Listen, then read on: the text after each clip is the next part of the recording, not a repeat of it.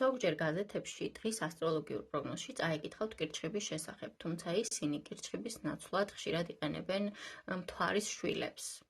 ნახავთ ვერც, კუროს, ტყუპებს, მთვარის შვილებს, შემდეგ ლომს. ამის მიზეზი საკმაოდ აშკარაა. ადამიანებს ინგლისური სიტყვა კიბოსი, რომელიც კიბოსაც, დაავადებასაც ნიშნავს, ესმით და ეშინიათ. რადგან დღესდღეობით ეს სიტყვა უფრო დაავადებასთან არის ასოცირებული, ვიდრე ასტროლოგიურ ნიშანთან. აბსოლუტურად არანაირი კავშირი არ არსებობს მზის კირჩხების ნიშანში ყოფნასა და ამ დაავადებისადმი მიდრეკილებას შორის. ეს უბრალოდ კიბორჩხალას ნიშნავს და რომის იმპერიის დროს თუ ვინმეს ჰქონდა დაავადება, რომელსაც ახლა ჩვენ კიბოს უწოდებთ, მაგრამ ჯერ კიდევ ფეხზე იდგა, ის შეიძლება ცოტა უცნაურად დადიოდა. ხალხი ამბობდა, რომ ისინი კიბორჩხალებივით დადიოდნენ და ეს არის ფაქტობრივად ამ სახელწოდების წარმოშობა. მაგრამ დაავადების თვალსაზრისით სანერვიულო არაფერია. თუმცა კიბორჩხალას სახე ბევრ რამეს გვასწავლის თქვენ შესახებ. კიბორჩხალა ნაჭუჭიანი, მოწყვლადი ცხოველი არსებაა და სწორედ ამ ნაჭუჭის წყალობით ის ცოცხლობს.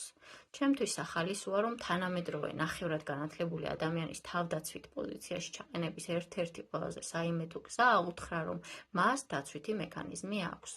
ეს ხშირად ადამიანებს ძალიან აბრაზებს. ფსიქოლოგებმა ღმერთმა დაუწოს ისინი გვასწავლეს, რომ დაცვითი მექანიზმები ფსიქიატრიული პრობლემაა, რომლის მოსაშორებლადაც თერაპია გვჭირდება. თითქოს ეს ცხვირის თმა იყოს, ან რაღაც მსგავსი, ეს სისულელია. გკითხეთ კიბორჩხალას. ცნობიარი არსებები, მოწყვლადი არსებები არიან და თავი უნდა დაიცვან. თქვენში კი გრძნობელობის ხმა დაბადებისას მაქსიმუმზე იყო აწეული. დედისგან გამოსვლისას არჩევანი გქონდათ, ან შექმნიდით დაცვით მექანიზმს ამ გრძნობელობისთვის, ან მოკვდებოდით. და რამოდენიმე წლის წინ თუ წლის შემდეგ თუ თქვენ რაღაცას კითხულობთ გაზეთს, ესე იგი ცოცხალი ხართ, ჯანმრთელი, ასე რომ ვიცით რა არჩევანი გააკეთეთ. თქვენ გარშემო ნაჭუჭი გაქვთ და ეს ძალიან კარგი რამ არის.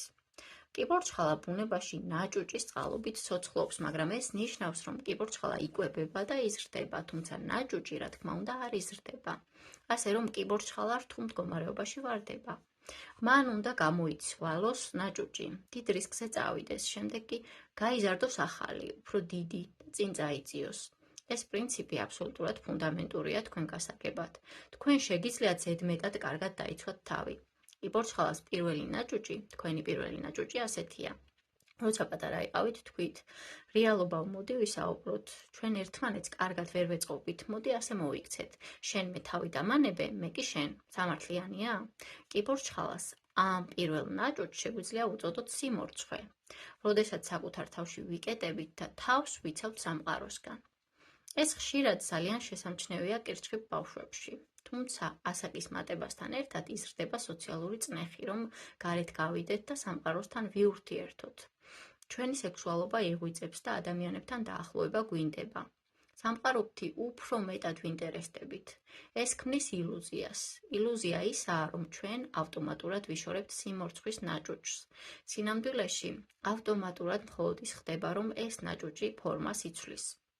შეგვიძლია წარმოვიდგინოთ მაგალითად კირჩხიბი, რომელიც საკმაოდ ადრეულ ასაკში ქორწინდება და ბოლო მნიშვნელოვანი საუბარი ამ ქორწინებაში ქორწილიდან დაახლოებით 1 წლის შემდეგ ხდება.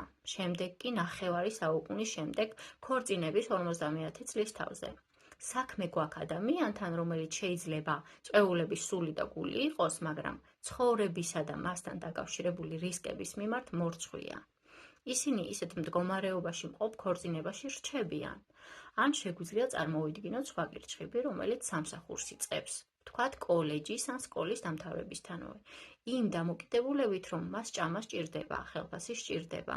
მაგრამ ეს ნამდვილად არ არის ის, რისი კეთებაც სურს ცხოვრებაში და მაინც 65 წლის ასაკში ისინი ამ სფეროდან პენსიაზე გადიან და ისევ ეს ადამიანი შეიძლება წვეულების სული და გული იყოს, მაგრამ ის მორცხვია, ეშინია. პოულობს უსაფრთხო დასამალ ადგილს და იქ რჩება. ეს არის კირჩხიბის მახე. ეს არ არის თქვენი ბედი, ეს არ არის თქვენი ხვედრი, მაგრამ ამის მიმართ გარკვეული მოწყვლადობა გააქვთ და ეს თქვენი თავდაცვის ბუნებრივი მოთხოვნილებებისგან, თქვენ გარშემო ნაჭუჭის ქონის ბუნებრივი საჭიროებებისგან მომდინარეობს. ახლა თუ თქვენ მოახერხეთ ამ ნაჭუჭის მოცილება, თუ ცხოვრების მიმართ უფრო გაბედული და ღია დამოკიდებულება განავითარეთ, რაც თქვენთვის ბევრად ბედნიერი არჩევანი იქნებოდა, როდესაც შემდგომში გარკვეული რისკისა და საფრთხის პერიოდს გაივლით, შეიძლება საკმაოდ სწრაფად განავითაროთ სხვა ნაჭუჭი. და ამ ნაჭუჭის გასაგებად ჩვენ უნდა დავბრუნდეთ ასტროლოგიის ადრეულ ისტორიაში. დიდი ხნით ადრე, სანამ კირჩხიბს კიბორჩხალას უწოდებდნენ, სანამ მას ეს სახელი დაერქმეოდა, როდესაც ის დიდ დედასთან იყო დაკავშირებული. ეს ძლიერი სახეხატია, მაგრამ დაუყოვნებლივ უნდა ვთქვათ, რომ მას ნამდვილად არაფერი აქვს საერთო ქალურობასთან ან ქალად ყოფნასთან. ეს ნამდვილად მზრუნველობასა და ზრუნვას ეხება და ეს კირჩხიბის ენერგია არის უბრალოდ სხვა არსებების დაცვის, მათი ზრდის, ხელშეწყობის უნარის არსი. თითქოს კირჩხიბის პირველი ინსტინქტი საკუთარი თავის დაცვაა, ხოლო მეორე ინსტინქტი ამ დაცვის სხვა არსებებზე გავრცელება. ჩვენ ვხედავთ ტკივილის მომტანებს სამყაროში, ადამიანებს, სიტუაციებს, ნებისმიერ რამეს, რაც შეიძლება პირადად თქვენთვის საფრთხე არ წარმოადგენდეს, მაგრამ საკუთარი თავის დაცვის ნაცვლად თქვენ იწყებთ თქვენ გარშემო მყოფი სხვა მოწყვლადი არსებების დაცვას. და მაშინ რა ხდება? თქვენ იწყებთ გაჭირვებული, შეშინებული, დაჭრილი ადამიანების მიზიდვას და ამ დროს ეს სამკურნალო ენერგია თქვენგან იწყებს გამოსხივებას.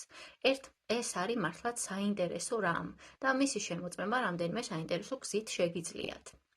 ერთ-ერთი მათგანია ის, რომ ადამიანები, რომლებიც კირჩხიბთან ერთად ამ კონკრეტულ ევოლუციურ ეტაპს გადიან, ცხოველებისთვის ძალიან მიმზიდველები არიან. ცხოველები თქვენთან მოვლენ, მაგალითად კატა, რომელიც კალთაში ჩაგიხდებათ, ისეთი, რომლებიც ჩვეულებრივ არავის კალთაში არ ჯდება. ან ოთახიდან გადის, როცა უცხო ადამიანი შემოდის. კატა ამას იმიტომ აკეთებს, რომ ის გრძნობს დიდი დედის ამ არქეტიპს. რა თქმა უნდა, კატა ასე არ იფიქრებს, კატა ალბათ ფიქრობს, რომ ეს ისეთი ადამიანია, რომელიც პირველ რიგში არ ავნებს და მეორედ შეიძლება აჭამოს. კატა სწორედ ამაზე რეაგირებს და კატა შეიძლება სრულიად მართალიც იყოს. ამას შეგიძლიათ დააკვირდეთ. ჩვენ ასევე ვაღიარებთ, რომ თუ მაგალითად მებაღეობით დაკავდებოდით და ყველა კირჩხიბი ამას არ აკეთებს, მაგრამ თუ დაკავდებით, აღმოაჩენთ, რომ გექნებოდათ უზარმაზარი უნარი, გაგეზარდათ უფრო დიდი პომიდვრები, ვიდრე თქვენ მეზობელს, რომელიც მათ იმავე ნიადაგში, იმავე მზის ქვეშ ზრდიდა. თუ თქვენ ექიმი ხართ ან რომელიმე სამკურნალო პროფესიაში ხართ ჩართული, აღმოაჩენდით, რომ ეს სასიცოცხლო ძალა, რომელიც თქვენში მოედინება, თქვენს პაციენტებს სხვებზე სწრაფად გამოჯანმრთელებაში დაეხმარებოდა. ეს ენერგია თქვენ გარშემო იმდენად აშკარაა, რომ ადამიანები მასზე ინსტინქტურად რეაგირებენ. ისინი იზიდავენ მას. ისინი თქვენთან მოდიან და ნაწილობრივ რატომაც ხართ აქ ამ საქმეში არის ის, რომ დაარიგოთ პლასტირები და ხშირად ეს ემოციური პლასტირებია. და ეს წმინდა საქმეა და მინდა პატივიცე ამას თქვენში. მაგრამ ასევე მინდა ვაღიარო, რომ თქვენ შეგიძლიათ დაიმალოთ ამ დედის მზრუნველის ან მკურნალის როლში.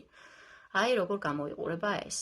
მოდით უბრალოდ დავაკვირდეთ, რომ ყველა ამ სიტყვიდან რაც შეიძლება სხვა ადამიანს უთხრათ, ყველაზე ნაკლებად პრობლემური, ყველაზე ნაკლებად შეურაცხყოფელი, ყველაზე ნაკლებად მოსალოდნელი, რომ ჩვენ შორის პრობლემა შექმნას არის თქმა.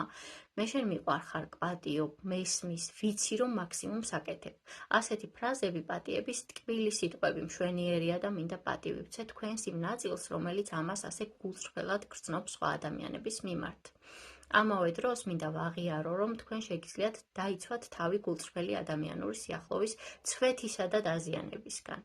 ამ სამყაროში არიან ადამიანები, ვისთანაც უნდა იყოთ ახლოს, დაკავშირებული და პარტნიორობდეთ ამა თუ იმ ფორმით, არაა აუცილებელი რომანტიულად, თუმცა ხშირად კირჩხიბები ძალიან მიღლტვიან ოჯახური ცხოვრებისკენ და ესეც კარგია, მაგრამ საქმე იმაშია, რომ თქვენ გყავთ სულიერი მეგობრები. გყავთ ადამიანები, რომლებსაც უნდა გაუზიაროთ და ბნელი შესაძლებლობა ისაა, რომ იმის ნაცვლად რომ გაუზიაროთ, ვინ ხართ სინამდვილეში, საბოლოოდ მხოლოდ მათზე ზრუნავთ და ნიღბის მიღმა უჩინარი ხდებით. ეს არ არის პროგნოზი, მაგრამ ეს არის გაფრთხილება. თქვენთვის გამოწვევა ყოველთვის ის იქნება, თუ გსურთ კვებოთ თქვენი მზე და შეინარჩუნოთ საღი აზრი და სიცოცხლის უნარიანობა, მუდმივად უნდა უხსნიდეთ თქვენს ნააზრებილ გულს ცხოვრების რეალობებს, როგორი სასტიკიც არ უნდა იყოს ისი.